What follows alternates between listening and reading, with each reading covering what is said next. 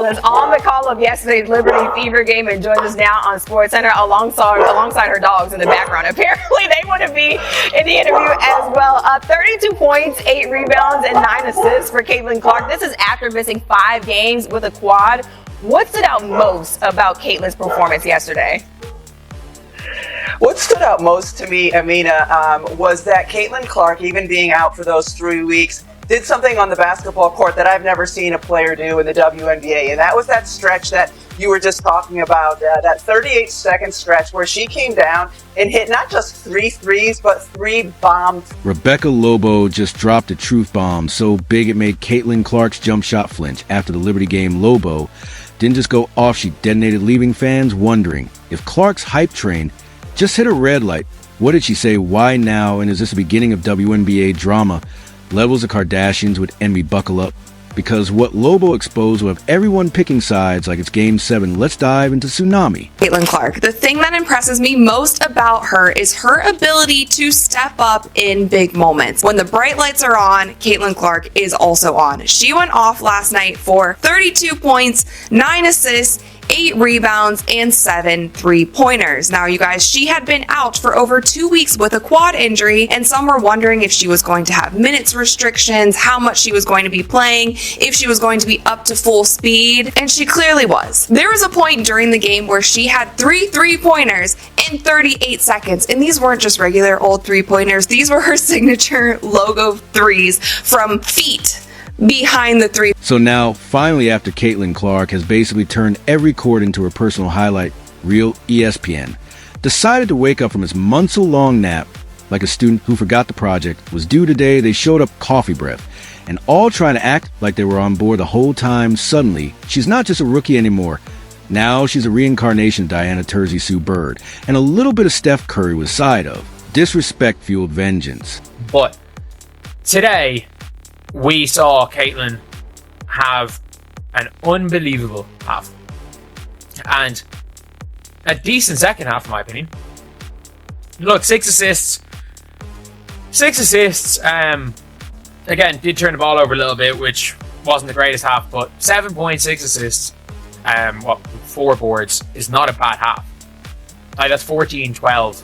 She was on for that for the whole time. That's actually that's not bad at all, to be honest. That's really not. It took Clark dropping dimes, hitting logo threes, and dragging an entire franchise on her back like she's Frodo carrying the One Ring through Mordor before ESPN gave her more than 20 seconds at the end of a segment squeeze between pickleball updates and a LeBron beer analysis.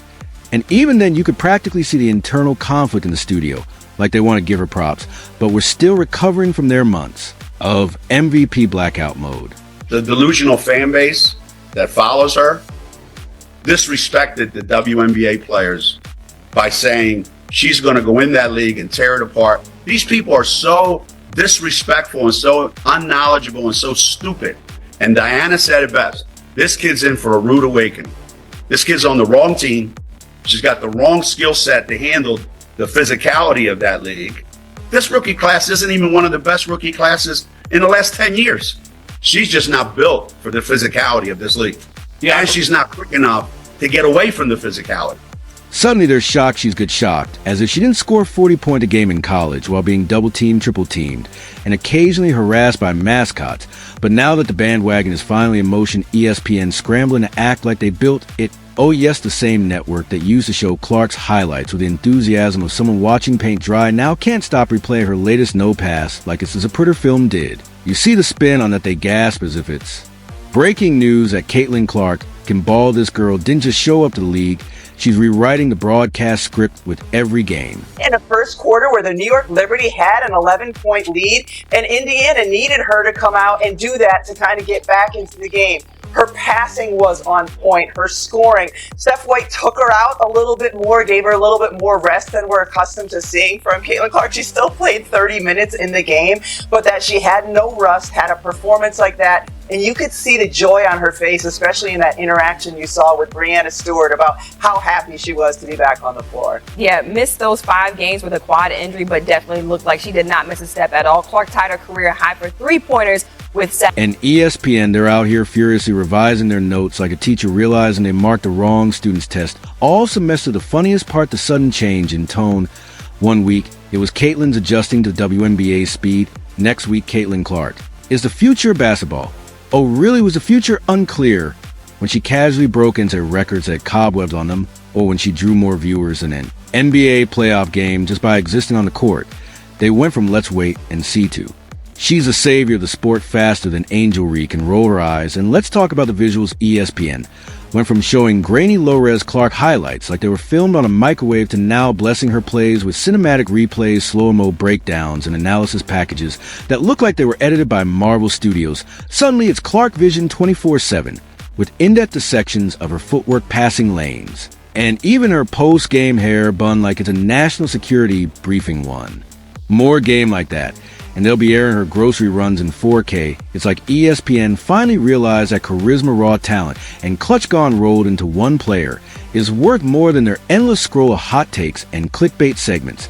And now, they're going Allen commentators, gushing like middle schoolers at a boy band concert. Analysts backtracking on every lukewarm take they ever muttered about her being overhyped in segments now. Title How Clark Changed the Game, like it didn't take them 27 games and a global petition to figure that out. Back as fans and go, this is wonderful. This is great. We get to watch. We have bleacher seats here, and we get to adore these athletes. Look at Caitlin Clark, how she's kept. Oh yeah, just taken over the country, and for that matter, maybe the world. And how she's encouraged so many young girls now to participate in sports, whether it's basketball or soccer or volleyball. My dad used to always say the greatest thing about sports is that you learn so much about real life. You learn how to be unselfish. You learn how to be dedicated. You learn how to work hard. You learn how to win. And then you learn how to pick yourself up off the ground when you lose. And that's what life is all about. And so I just have so much respect for so many of these athletes that come along now. And as a fan, I just love them. They've even started bringing on guests just to fawn over her, tell us how amazing Caitlin is. They ask people like it's a therapy session for all the doubters who missed the train. And if anyone dares to challenge a narrative now, well, they get side-eye like someone who claps when a plane lands, because in the church of ESPN, Caitlin Clark is now canonized SD3 of Iowa. And while they're frantically building altars and carving her name into the Mount Rushmore of W coverage, Caitlin's just out. They're hooping like it's Tuesday. She's not asking for praise, she's demanding it with every shot. And the fans, they knew long before ESPN ever stumbled onto the realization the fans had the receipts, the merch, and the nosebleed seats from game one. They've been screaming her name while the big networks were still figuring out how to pronounce Iowa. Without yawning now that Clark's highlights are raking in views, ESPN is using them like Bitcoin, posting, reposting, remixing, and monetizing like they're trying to pay off their collective guilt. They act like they were rooting for her all along, like those guys who say they knew Bitcoin was a good investment after it hit 60K. We see you. For Caitlin Clark, this is her first game back in 4 or 5 games after dealing with the quad injury. And she did not disappoint. Came out with 32 points, 9 assists, 8 rebounds, almost a triple-double. But 7 3-pointers, y'all. And she was hitting them from 40 feet. Like, she was literally shooting from anywhere, and it was cashing out. In fact, at one point in time, she hit a ridiculous one that Stewie just had to throw her hands up, and they laughed all the way back down the floor because even she knew it was. And the irony, the more ESPN tries on the narrative, the more obvious, is that they never led the charge. They're just desperately trying to catch up to momentum. Clark created all by herself. She didn't need ESPN to become a sensation. ESPN needed her to stay relevant in the WNBA conversation, especially when every Clark game turned into a trending topic, while their other coverage was pulling in views that could be counted on a parking meter. It's gotten so wild, even their social media account are in full Clark PR mode. A simple crossover from her now gets a 3 inches display of her now, and a top comment that reads, "She's her."